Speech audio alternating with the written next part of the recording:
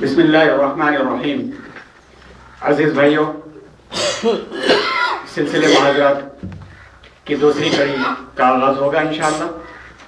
صبح آپ نے مولانا محمود حسن ندوی صاحب سے تاریخ کی ایک جھلک اور وہ نکات سنے جس میں جو عام طور پر ہمارے ذہنوں میں الجھنوں کا باعث رہا کرتے ہیں، صحابہ کرام کے تعلق سے، ایران کے مقاصد کے تعلق سے، اور خاص طور سے حضرت علی رضی اللہ تعالیٰ عنہ اور حضرت امیر معاویہ رضی اللہ تعالیٰ عنہ.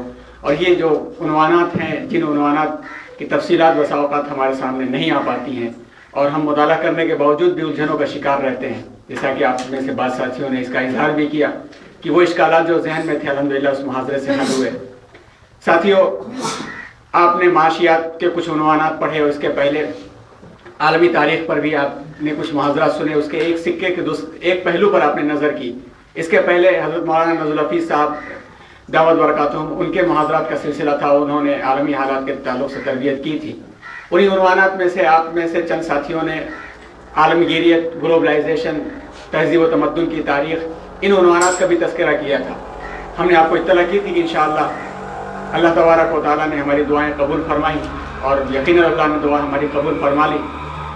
حضرت استاد محترم حضرت مولانا سید واضح رشید ندوی مدثر العالی، آپ کی تشریف آوری ہوئی انشاءاللہ اس عنوان پر، اور ہماری آئندہ آنے والی زندگی کے لیے کون سی راہ مشعل راہ ثابت، کون سا طریقہ مشعل راہ ثابت ہوگا، یہ باتیں حضرات اساتذہ کرام کی زبانی آپ تک پہنچے گی. اور آپ کو اس کی جستجو بھی ہے اور آپ اس سلسلے میں کام کرنا بھی چاہتے ہیں. ہمیں امید ہے کہ یہ عنوانات آپ کے لیے مفید ترین ثابت ہوں گے. ہم اللہ تبارک و تعالیٰ سے دعا کرتے ہیں کہ اللہ تبارک و تعالیٰ ان عنوانات کے ذریعے ہماری زندگیوں میں دعوتی کردار ادا کرنے کی توفیق عطا فرمائے. ہم حضرت محترم کی مشکور ممنون ہیں، اور کہ ہمارے ادارے کی سرپرستی مستقل آپ حضرات کی جاری ہے، اور آپ ہی کی سرپرستی میں ہم لوگ راستہ طے کر رہے ہیں، اور ہمیں امید ہے کہ انشاءاللہ اسی کے ذریعے ہم کامیابی کی طرف پہنچیں گے. حضرت سے درخواست کرتے ہیں.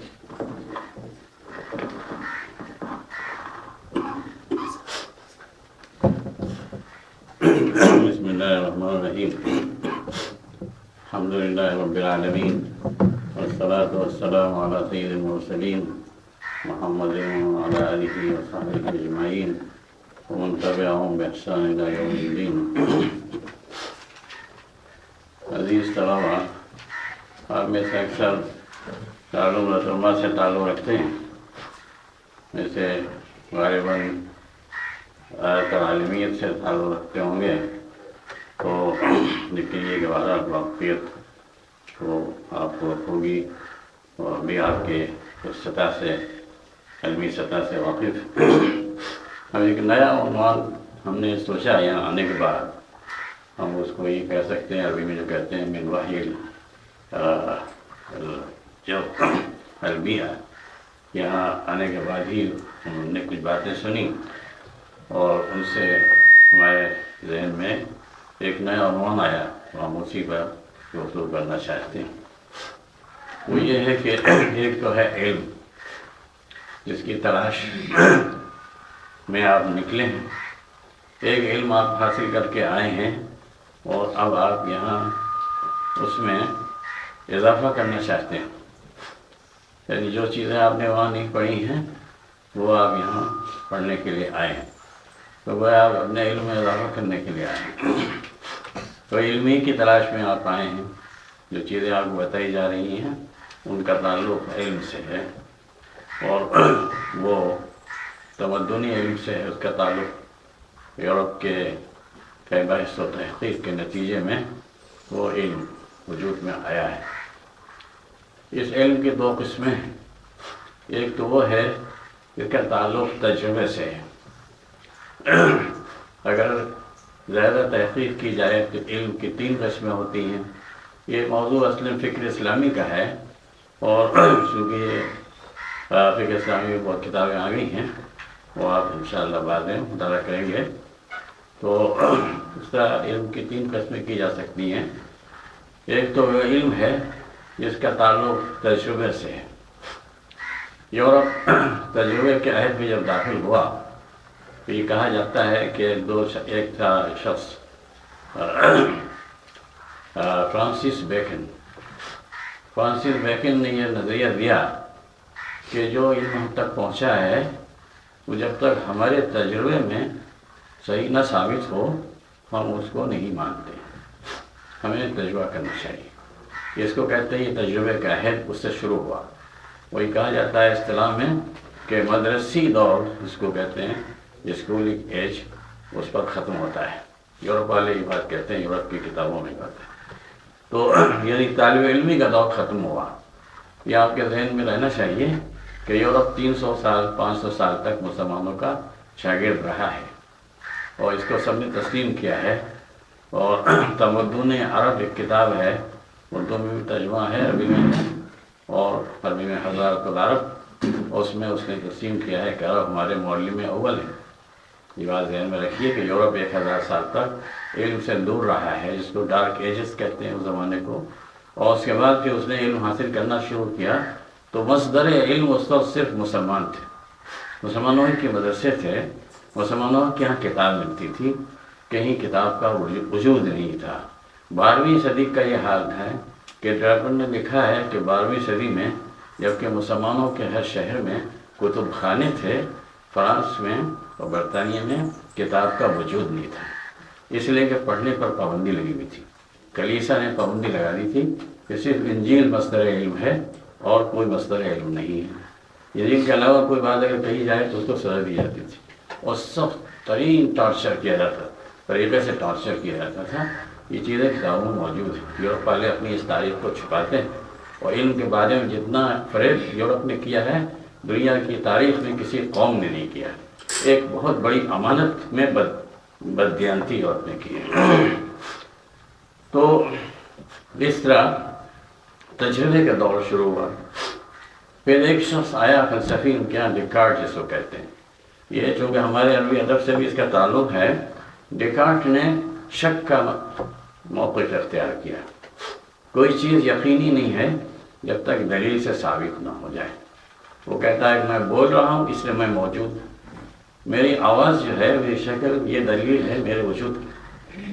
اسی لیے مذہب شک نے ہمارے بعض جو دانشور ہیں، جو اپنے کو دانشور کہتے ہیں، جنہوں نے یورپ میں تعلیم حاصل کی، انہوں نے یہ دونوں چیزوں کو قبول کر لیا، جس میں عالم عربی میں ڈاکٹر طاہر حسین، وہ مثالیں ہم بعد میں دیں گے، یہ بہت تفصیلی موضوع ہے، لیکن ہم اس لیے کہہ رہے ہیں کہ آپ ایک ایسے ادارے میں آ گئے ہیں جہاں آپ کو ایسے طبقے سے بھی ساتھنا پڑے گا۔ تو علم کے بارے میں نے یہ بتایا کہ ایک تو علم وہ ہے جس کا تعلق خالص تجربے سے ہے، لیکن اس میں بھی تجربے کرنے والے کا جو ذہن ہے وہ اس میں داخل ہو جاتا ہے، جس کو کہتے ہیں تلوث ذہنی۔ ایک مسیحی ہے، ایک ملحد ہے، کسی چیز کا تجربہ کرے گا تو اس کا نتیجہ وہ اپنے ذہن سے نکالے گا۔ اس کی بہت سی مثالیں ہیں، مثلا ہم اس کائنات کو دیکھ رہے ہیں، اس سبزے کو دیکھ رہے ہیں، ہمارا ذہن ہماری تربیت کے اعتبار سے اس کو دیکھ کر خالق کی طرف جاتا ہے۔ کیا کائنات، کیسی کائنات ہے اللہ تعالیٰ نے بنائی ہے، یہ سبزہ، اور اس میں جو تر و تازگی، اور اس کو کہاں سے غذا ملتی ہے، اور پھر اس کا کون انتظام کرتا ہے۔ ہمارا ذہن خالق کی طرف جاتا ہے۔ اس شخص کا ذہن جو صرف نیچرسٹ ہے، طبیعہ کا آدمی ہے، اس کا ذہن اس طرف جاتا ہے کہ یہ خود بخود سب کام ہو رہا ہے، یہ ایک نیچر ہے، بن گیا ہے، اور اس میں ان کے دو موقف ہیں، ایک تو یہ کہ خالق نہیں ہے، ایک خالق ہے اور معطل ہو گیا ہے، یعنی یہ دو نظریے پائے جاتے ہیں۔ خالق نہیں ہے، بالکل انکار، اور ایک یہ کہ خالق تھا، بنا کے اس میں جیسے چابی بھر دی جاتی ہے کھلونے میں، اور چابی سے کھلونا چلتا رہتا ہے، یا یہ کہ وہ ایک نظام بن گیا اور نظام کے مطابق اس میں تبدیلی ہوتی رہتی ہے، اور اس کے بعد وہ اس میں تبدیلی پیدا ہو جاتی ہے۔ تو یہ دو قسم کے نظریے ہیں۔ جیسا ہمارا ذہن ہمارے تربیت کے اعتبار سے اپنے تجربات کی ہم تعویل جب کرتے ہیں، تشریح کرتے ہیں، تو اس کو جوڑ دیتے ہیں خالق سے، یہ بات صحیح ہے اور طبعی طریقہ ہے۔ تو تلوث اس میں بھی پایا جاتا ہے۔ دوسرا علم وہ ہے جس کا تعلق فکر سے ہے۔ مطالعے سے فکر سے ہے خالص، اس کا تعلق تجربے سے نہیں ہے۔ بہت سے علوم ہیں جو فکری علوم ہیں، ان کا نتیجہ جو مصدر علم ان کا فکر ہے، غور و فکر، مطالعہ۔ تو ایک علم وہ ہے اس کا تعلق تجربے سے۔ تو علم کتنی قسمیں ہو گئی؟ تو یہ وہ مصدر علم، ایک تو ہے علم، ایک ہے مصدر علم۔ علم کہاں سے حاصل ہو رہا ہے؟ تو علم کی قسمیں ابن خلدون نے کی ہیں، 3-4 قسمیں کی ہیں مقدمہ ابن خلدون میں۔ یہ کتاب چونکہ فضیلت میں پڑھائی جاتی ہے، اس کا وہ حصہ، تو انہوں نے کہا ہے کہ علم کے کئی مصادر ہیں، مصادر العلم ایک اہم بحث ہے اس میں۔ مولانا 11:30 کہیں گے، ہم مختصر بتائیں گے انشاءاللہ۔ تو ایک ہے وحی الہی، مصدر علم وحی الہی، یہ علم ہے یقینی ہے۔ دوسرا وہ علم ہے جو حواس خمسہ سے آدمی حاصل کرتا ہے، خود جو دیکھتا ہے، جو سنتا ہے، سنتا ہے، اس سے اخذ کرتا ہے، یہ طبعی علم ہے، طبعی طور پر آدمی حاصل کرتا ہے۔ ایک بچہ بھی حاصل کر لیتا ہے، ایک چھوٹا سا بچہ بھی کسی خوفناک چیز کو دیکھ کر ڈر جاتا ہے، کسی کو مسکراتا ہوا دیکھ کر مسکراتا ہے۔ بالکل چھوٹا بچہ جو ہے پالنے میں ہے، اس میں آپ دیکھیں اس میں ریئیکشن ہوتا ہے، ریئیکشن اس میں ایسا ہوتا ہے کہ وہ کسی کو دیکھ کر رونے لگتا ہے، وہ کسی کو دیکھ کر ہنسنے لگتا ہے، کسی کو دیکھ کر ہاتھ بڑھاتا ہے کہ ہم کو اٹھا لوں، کسی کو دیکھ کر وہ سمٹ جاتا ہے، ڈرتا ہے کہ یہ ہم کو نقصان پہنچائے گا۔ تو وہ اس وقت بھی اس میں یہ حس پیدا ہو جاتی ہے۔ یہ اس کو کہتے ہیں حواس سے آدمی، حواس خمسہ ہیں جو متفادر ہوا ہیں، اس کے علم کے وہ ہیں، وہ آدمی اس سے طبعی طور پر حاصل کرتا ہے۔ اس کے بعد پھر گھر میں اس کو کچھ چیزیں تلقین کی جاتی ہیں، وہ تلقینی۔ اس کے بعد پھر وہ باہر جاتا ہے، ماحول سے کچھ بھی چیزیں اخذ کرتا ہے، بہت سی چیزیں اخذ کرتا ہے، اپنے ماں باپ سے کہتا ہے، وہ کہتے ہیں نہیں ایسا نہیں کہ نہیں فلاں یہ کہہ رہا تھا۔ بہت سے بچے اپنے باپ سے بحث کرتے ہیں اور اپنے ایک ساتھی کی بات نقل کرتے ہیں، نہیں ہمارا ساتھی یہ کہہ رہا ہے، وہ آپ کہتا ہے ہم یہ کہہ رہے ہیں، تم اپنے ساتھی کی بات کرتے ہو، اپنے برابر کی بات کرتے، تو اس کو یقین اس پر زیادہ ہوتا ہے اپنے ساتھی پر۔ تو یہ گویا مصادر علم ہے، بچہ اس طرح کرتا ہے اپنے ساتھیوں سے، ماحول سے، پھر مدرسے میں جاتا ہے اور پھر دوسروں کے علم کو پڑھتا ہے۔ مدرسے میں جب جاتا ہے تو وہ علم پڑھتا ہے جو دوسروں کی فکر اور یا تجربے کا نتیجہ ہے۔ تو یہ ایک ذریعہ ہوا علم کا۔ اس طرح یہ مصادر علم ہے، یہ بحث اس میں ہے مقدمہ ابن خلدون۔ تو مصادر علم جو ہیں ان کی بڑی اہمیت ہے۔ اس وقت آپ دیکھیں کہ آپ کسی چیز کو انٹرنیٹ میں تلاش کیجیے، ہم کو معلومات مل جائیں گی۔ اب آپ اگر ان پر یقین کر لیتے ہیں تو بہت خطرے کی بات ہے۔ آپ کو یہ تحقیق کرنی ہوگی کہ ان معلومات کو کس نے ڈالا اس میں، اور اس کی ایک ہم مثال دیتے ہیں۔ یہودیوں کے پروٹوکول ہیں جو کہتے ہیں پروتوکولات حکماء الصہیون کتاب ہے، ان کے پروٹوکول ہیں یہودیوں کے۔ اس میں انہوں نے اپنے بارے میں لکھا ہے کہ ہم دنیا پہ کیسے غلبہ حاصل کریں گے۔ اس میں بہت سی باتیں لکھی انہوں نے، اکثر ہمارے مضامین میں عقائد عباس میں مضامین آتے رہتے ہیں، اقتباسات آتے رہتے ہیں ان کے پروٹوکولات کے۔ تو وہ اس کا ترجمہ بھی ہوا ہے اردو میں، مگر وہ کتاب ملتی نہیں آسانی سے، اس کو غائب کر دیا گیا۔ ہم نے خود ایک مرتبہ پروٹوکولز کو انٹرنیٹ میں لکھا ہے، تو ہم نے دیکھا وہ بالکل مختلف ہیں اس سے جو کتاب میں لکھے ہوئے۔ لیکن کتاب میں جو فساد ہے کہ ہم لوگوں کو کس طرح گمراہ کریں گے، ہم میڈیا کو کس طرح استعمال کریں گے، ہم اقتصادیات کو کس طرح استعمال کریں گے، ہم کس طرح شخصیات کو جو ہمارے خلاف ہیں ان کو راستے سے ہٹائیں گے، اس کے لیے ہم کیا وسائل اختیار کریں گے۔ مال کا وسیلہ ہے، تشویح کا وسیلہ ہے کہ اس کی شہرت کو خراب کر دیں، اور آخری وسیلہ ہے کہ اس کو مار دیں، تصفیہ جیسے دیا جیسے عربی میں کہتے ہیں، اس کا تصفیہ جیسے دیا کر دیں گے۔ ایسا ہو رہا ہے دنیا میں، کسی بڑی شخصیت کو بدنام کر دیا، کسی اسکینڈل میں، جھوٹے اسکینڈل میں۔ اب تو یہ ہو رہا ہے کہ غلط تصویریں لگا دی جاتی ہیں، مثلاً حمام میں نہا رہے ہیں، ایک شخص کو، ایک مہذب آدمی کو اس میں ایک رقاصہ کے ساتھ دکھا دیا اوریاں شکل میں۔ اب آپ تردید کرتے پھر کتنی شخصیتوں کو انہوں نے اس طرح کردار کشی اس کی۔ تو یہ اس میں موجود ہیں باتیں، یہ باتیں ایسی ہیں کہ جو بھی پڑھے گا تو ان سے نفرت کرے گا۔ لیکن انہوں نے جو انٹرنیٹ میں پروٹوکول ڈالے ہیں وہ بہت مختلف، उसमें वो सुन नहीं, आप निकाल के देखिए प्रोटोकॉल से। तो क्या मतलब इसका ये हुआ कि जो सोर्स है इल्म का उसकी तहकीक ज़रूरी है, सिर्फ इल्म काबिल एतबार नहीं। ये बहुत बड़ी ये है बदहनती जो इल्म के साथ बढ़ती गई है, और इसका भी एक मसदर है। ये तहरीफ जो है कब से शुरू हुई, इसकी भी एक तारीख़ है, एक तवील तारीख़ है जो फिक्र इस्लामी किताबों में मिलती है।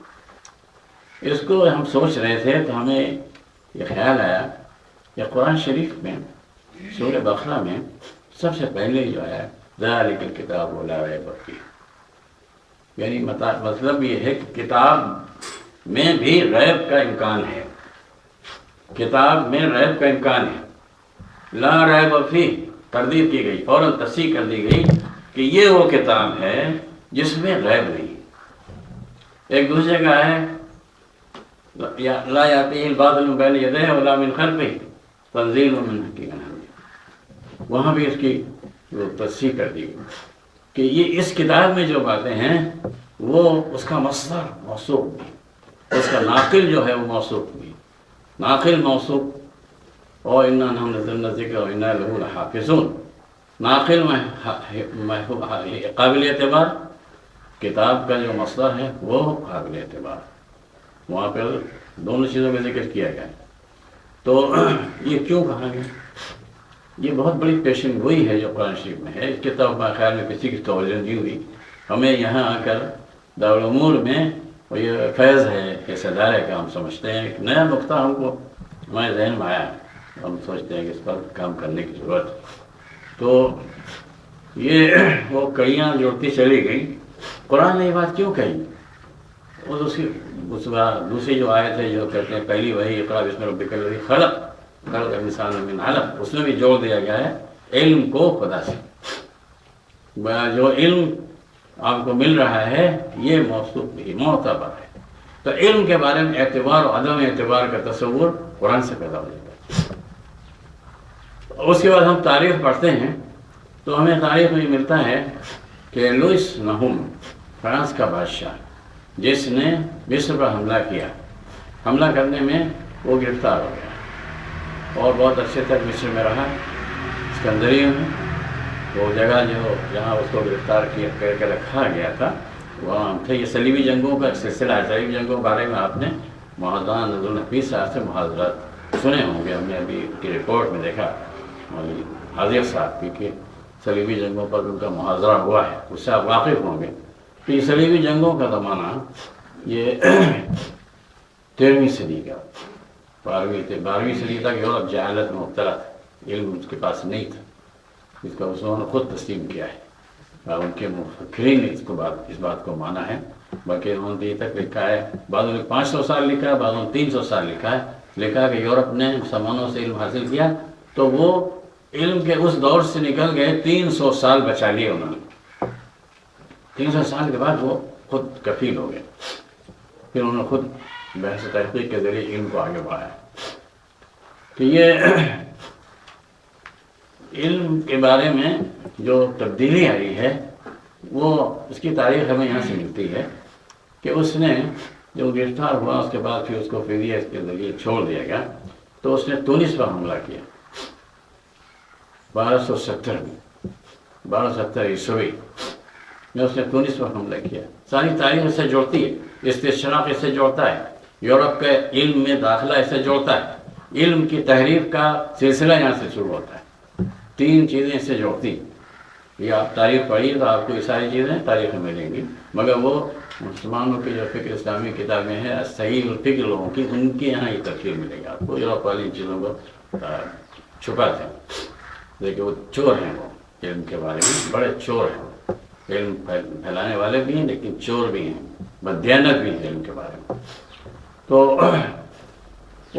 उसने वो बीमार हो गया और बीमार होने पर वो जब उसको एक ख्याल हुआ कि अब वो नहीं बचेगा, वो सलीबी जंगों का वो कायद था ऐसे कि फ्रांस बरतानिया ये लोग लड़ रहे थे, जंग कर रहे, सिलसिला चल रहा। तो उसने एक वसीयतनामा लिखा है, ये वसीयतनामा मौजूद है اور غزو فکری والے کتابوں میں اور فکر اسلامی کی کتابوں میں اس کا ذکر ہے، وہ وہاں کسی کو خانے میں فرانس کے کام موجود، اس میں اس نے 4-5 وصیتیں کی. انہی وصیتوں پر یورپ چل رہا ہے اس وقت. اہم وصیتیں اس کی. پہلی وصیت تو یہ ہے، اس نے کہا ہے کہ ہم مسلمانوں کو جنگ کے ذریعے مغلوب کرنے میں ناکام ہو چکے ہیں. کئی 100 سال سے 11ویں صدی سے صلیبی جنگیں شروع ہوئی، آپ نے پڑھا ہوگا. تو کئی 100 سال کی جنگ کا نتیجہ یہ نکلا کہ ہمارے ہاتھ میں کچھ نہیں. وہ علاقہ جو ہم چھیننا چاہتے تھے مسلمانوں سے، ہم نہیں چھین سکے. اس کا بہت بڑا سبب ان کا اسلام سے وابستہ رہنا، شہادت کا شوق، جہاد کا جذبہ اور رسول اللہ صلی اللہ علیہ وسلم سے تعلق، محبت. یہ ہے، یہ منابع ہیں اس کی، مصادر. ان کے مصادر القوہ، منابع القوہ یہ ہیں. یہ تعبیر آج کل بہت استعمال، تجویب و منابع القوہ پڑھتے ہوں گے عربی میں، تو تجویب و منابع القوہ. تو یہ منابع قوہ ہے.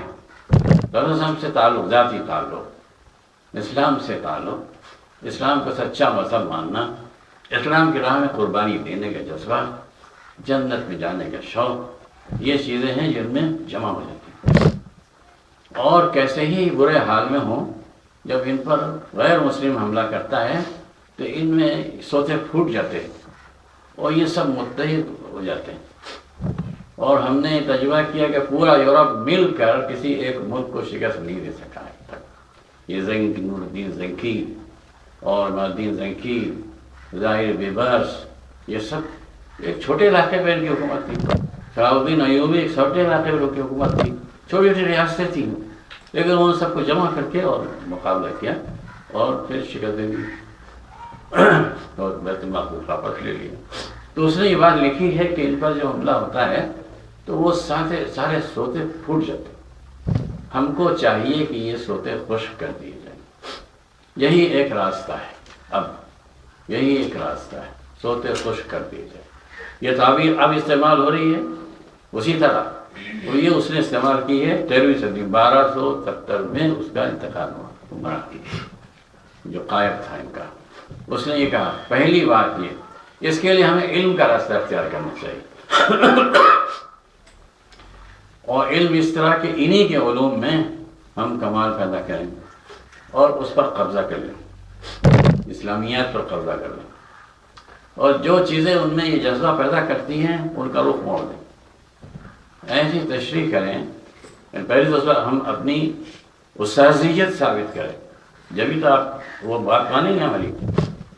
جب تک ہم اس میں کمال نہیں پیدا کریں گے ہماری بات کو مانیں گے نہیں. ہم ان علوم میں ایسی مہارت پیدا کریں کہ ہم مصدر علم بن جائیں، وہ علم بھی وہ ہم سے حاصل کریں، پھر ہم ان کو جو بتائیں گے وہ کہیں گے یہ صحیح ہے، اور ان کے متقدمین نے جو بتایا وہ سمجھیں گے یہ غلط ہے. نیا علم یہ ہے، یہ فکر اس نے دی ہے. اس کی وصیت میں پہلی وصیت، اور اپنی موقف اختیار کیا. یہ موقف 14ویں صدی میں اختیار کیا. تاریخ بتاتی ہے کہ 14ویں صدی میں روجرس بیکن اور رامولل نے پوپ سے جا کے کہا کہ اب ہم کو نیا موقف اختیار کرنا چاہیے. علم پر پابندی ختم کیجیے، پابندی تھی علم پر پابندی ختم کیجیے، ہمیں علم حاصل کرنے دیجیے، اور علم اس طرح کہ ہم مسلمانوں کا علم حاصل کریں، دراسات اسلامیہ میں مہارت پیدا کریں، اور پھر ان کو مبشر بنا کر عالم اسلامی میں بھیجیں تاکہ ہم ان کو اسلام سے نکالیں یا ان کو اسلام کے بارے میں مشکوک بنا دیں. اس نے کہا کہ ہم نہیں چاہتے کہ سب عیسائی ہو جائیں، یہ تو ان کے لیے شرف کی بات. ہمارا مقصد یہ ہے کہ اسلام کے بارے میں ان کو شک پیدا ہو جائے، ان کا وہ یقین جو ہے ایک دم جذبہ پیدا ہوتا ہے محمد صلی اللہ علیہ وسلم کا نام سن کر اور جہاد کے لفظ سن کر جن میں ان کے خون میں جو گرمی پیدا ہو جاتی ہے وہ اس کو کاٹ، اس رگ کو کاٹ. پھر آپ دیکھیے بغیر لڑائی کے آپ ان کو فتح کریں. مقصد یہ ہے، مقصد استیلاء علی اراضی المسلمین اور استیلاء علی المسلمین، یہ مقصد یہ کھلا ہوا ہے ان کے، اس میں لکھا ہوا، کوئی روڑنے کی بات نہیں. دوسرے یہ کہ ان میں اتحاد نہ پیدا ہونے دیں، ان کو اتحاد سے روکیں. یہ متحد ہو جاتے ہیں، کسی بات سے متحد ہو جاتے ہیں تو یہ متحد نہ ہو سکیں. اس کے بہت سے طریقے ہیں، اس کے طریقے ہیں کہ ان میں انتشار پیدا کیا جائے، اور ایک طریقہ یہ ہے کہ ان کے اندر ایک ایسا آدمی اپنا ایجنٹ پیدا کر دیا جائے جو ان کے درمیان ان کو اتحاد سے روکے۔ تو اس کی دو شکلیں انہوں نے اختیار کی، ایک تو اسے اسرائیل یہ قائم ہو گیا، یہ اسی کی اسی خواب کی یا اسی وصیت کی تکمیل۔ اسرائیل لوگوں کو ڈراوا تھا لگتا ہے، اس کی وجہ سے وہ اس نے کسی سے معاہدہ کر لیا، اس نے کہیں فساد پھیلا دیا، کسی کچھ کر دیا، یہ کام اسرائیل کر رہا ہے۔ یورپ پوری اس کی تائید کر رہا ہے۔ کیوں یورپ تائید کر رہا ہے؟ عیسائیوں یہودیوں میں سخت عداوت رہی ہے۔ یہودیوں نے عیسائیت کے بارے میں، اسلام کے بارے میں نہایت نامناسب الفاظ استعمال کیے، اور صلیب تک پہنچانے میں یہودیوں کا حصہ ہے، یہ حقیقت ہے۔ اور ہمیشہ ان میں لڑائیاں رہی ہیں، کشمکش رہی۔ اب ان کے یہودیوں کے محافظ بن گئے ہیں عیسائی۔ کیسے محافظ بن گئے؟ ان کا گناہ معاف کر دیا پوپ نے، اور ان کو گود میں لے لیا ہے، بچہ جیسے ہوتا ہے اس طرح گود میں یورپ نے لے لیا یہودیوں کو، اور ان کی پوری حفاظت کرتا ہے۔ ہر روز امریکہ ضمانت دیتا رہتا ہے کہ ہم آپ کی حفاظت کے ضامن ہیں، اور اس میں پورا یورپ متحد ہے، اس میں کوئی اختلاف نہیں، باوجود سے کہ وہ عیسائیت میں مختلف ہیں، آرتھوڈکس ہیں، کیتھولکس ہیں، پروٹسٹنٹ ہیں، اور کیا کیا فرقے ہیں، ان میں آپس میں عداوت ہے، یہودیوں کی محبت میں وہ متحد ہے۔ تو یہ اس کا بڑا سبب یہ ہے کہ مسلمانوں میں انتشار، تفرقہ اور الجھن کا سبب یہ اسرائیل بنا ہوا ہے۔ ایک یہ دوسرا جو ایجنٹ ہے وہ لوگ ہیں جن کی مغربی ماحول میں نشت ہوئی ہے۔ حضرت مولانا نے لکھا ہے کہ ہمارا سب سے بڑا دشمن المثقفون المسلمون، وہ مسلمان جن کی ثقافت مغربی ہے، مغربی اساتذہ سے علم حاصل کیا ہے، مغربی اساتذہ کی کتابوں کو پڑھ کر علم حاصل کیا ہے، وہ اپنے اسلام کو ان کی کتابوں سے سمجھتے ہیں۔ ویسے آپ کو ایسے لوگوں سے سابقہ پڑے یہاں آنے کے بعد، اب تک تو آپ کو جن لوگوں سے سابقہ تھا وہ ان لوگوں سے تھے جن کے مصادر علم اصیل تھے، اب ان لوگوں سے سابقہ پڑے گا جن کو اسلام کو ان کے مصادر سے سمجھتے ہیں، تاریخ کو ان کے مصدر سے سمجھتے ہیں۔ جو تاریخ یورپ والوں نے لکھی ہے بالکل کذب افتراء ہے، وہ تاریخ، چاہے اسلامی شخصیات ہوں، چاہے سیرت مبارکہ ہو، حدیث ہو، قرآن ہو، اس کے بارے میں جو کتابیں لکھی ہیں، اس سے شاخ میں مولانا ظفر صاحب نے آپ کو بتایا ہوگا کہ ان میں جو طبقات ہیں، انہوں نے ایک ایک موضوع لیا ہے، اس سے مہارت پیدا کی ہے، مہارت پیدا کرنے کے بعد انہوں نے اس میں اپنے ذہن کو داخل کر دیا، افتراء و تضلیل اس میں داخل کر دیا۔ یعنی قرآن کے بارے میں اب آپ دیکھیے جو حروف مقطعات ان کے بارے میں اگر آپ ان کے نظریات پڑھیں تو آپ کو حیرت ہوگی، کتنا بڑا اس میں فریب، کتنا دھوکہ دیا ہے اس میں، کیا کیا تعویلات کی ہیں، اللہ کی تشریح کیا کیا کی ہے اس نے ان کے اہل قلم میں، یہ اللہ کے لفظ کیسے بنائے، اس سے بنائے، لات سے بنائے، اس نے اس سے لات میں الف لام داخل کر دیا، پھر اس کو ٹے کو ہٹا دیا، اس کو یہ بنا دیا تو اللہ ہو گیا۔ یہ اللہ کی یہ وہ ہے نئی شکل ہے۔ جہنم کے بارے میں، دوزخ کے بارے میں، فرشتوں کے بارے میں، جنوں کے بارے میں، مسلمانوں کے عقیدے کے بارے میں ان کی جو تشریحات ہیں، اگر آپ ان کی کتابیں پڑھیں اب تو